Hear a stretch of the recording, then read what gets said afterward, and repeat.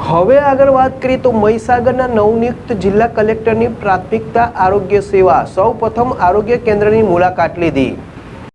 મહીસાગર જિલ્લાના નવનિયુક્ત કલેક્ટર અર્પિત સાગરે ચાર્જ સંભાળતાની સાથે સૌપ્રથમ પ્રાધાન્ય આરોગ્ય સેવાને આપ્યું છે।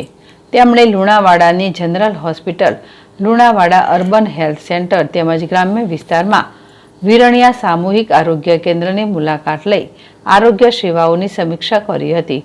જિલ્લા કલેક્ટરે જાહેર જનતાને પૂરી પાડવામાં આવતી તમામ સેવાઓ જેવી કે સગર્ભા માતાને આપવામાં આવતી સેવાઓ, રસીકરણ સેવાઓ, બિનચેપી તેમજ ચેપી રોગો ધરાવતા દર્દીઓને આપવામાં આવતી સેવાઓ, કિશોર કિશોરીઓને આપવામાં આવતી સેવાઓ, ઓપીડી સેવાઓ અને લેબોરેટરી સેવાઓ અંગે માહિતી મેળવી હતી અને જરૂરી સલાહ સૂચન અને માર્ગદર્શન આપ્યું હતું।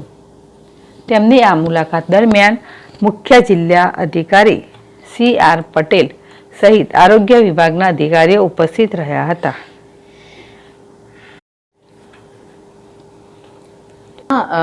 અમારા મહીસાગર જિલ્લામાં હવે 2 દિવસમાં મેં ડિસ્ટ્રિક્ટ હોસ્પિટલની વિઝિટ લીધી છે અને આજે જો લુણાવાડા મેં UHC છે આની વિઝિટ લીધી છે અને હવે આ PHCની પર વિઝિટ લઉં છું।